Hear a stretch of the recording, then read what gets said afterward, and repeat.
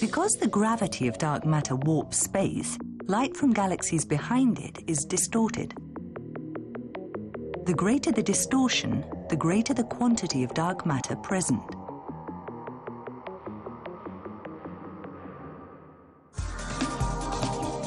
Takada-san deduced the distribution of dark matter in a galactic cluster from observational data.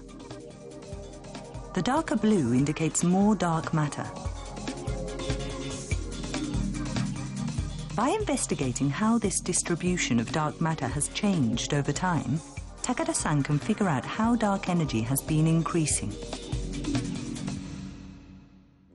By making a 3D map of the universe, incorporating galaxies, galactic clusters, and even dark matter, we can investigate the properties of the dark energy that determine the structural form of the universe. Takada-san is working on this project with Japan's Central Astronomical Research Institute. For dark matter observations, he uses one of the world's most powerful astronomical instruments, the Subaru telescope. For this project, the NAOJ developed one of the world's largest cameras and plans to install it on the Subaru telescope. It has around 1 billion pixels of resolution. That allows it to simultaneously image many gravitational lensing phenomena at once. This camera has a very wide field of view, and the Subaru telescope provides sharp images. Plus, it has a large aperture. I think that gives us all the elements we need to create the ideal camera for probing the mysteries of dark energy. The camera will be installed in the Subaru telescope in 2011, and then observations can begin.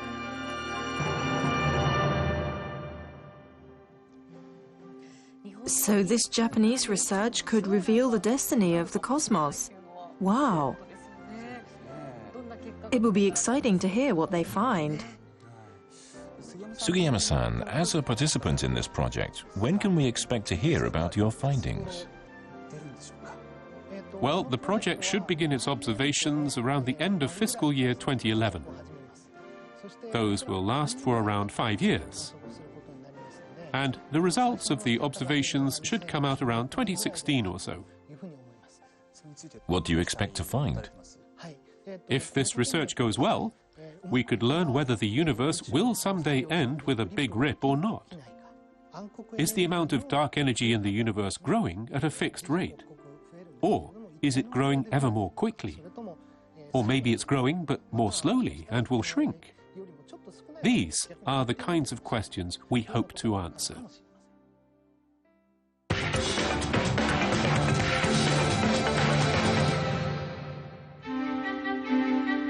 Dark energy is the cutting-edge topic in cosmology today. About 90 years ago, a scientist predicted its existence. His work helped to lay the foundations of modern physics, Albert Einstein. Einstein's theory of general relativity suggested that the pull of gravity could cause the universe to shrink and ultimately collapse. But at the time, scientists believed that the size of the universe was static. Even Einstein agreed.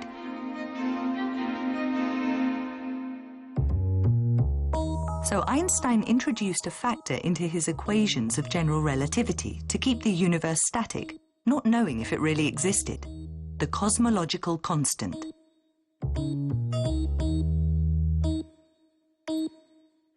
The cosmological constant, like dark energy, represented a repulsive force. Later, when it was discovered that the universe was expanding, Einstein discarded the cosmological constant and called it the biggest blunder of his career.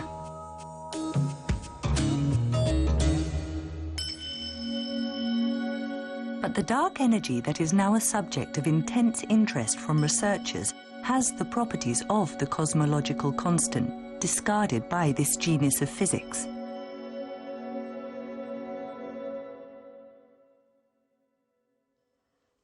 So it seems that even Einstein ran into trouble with this stuff. That's right. As interest in the theory of dark energy has grown, there has even been speculation that the specific amount is a factor in the emergence of life.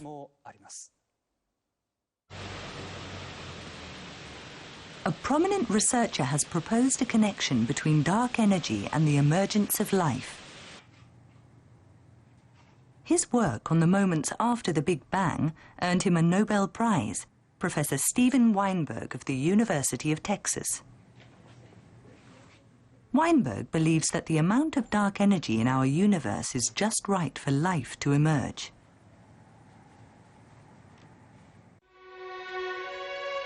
Weinberg suggests that our universe may be only one of a multitude of universes that came into being.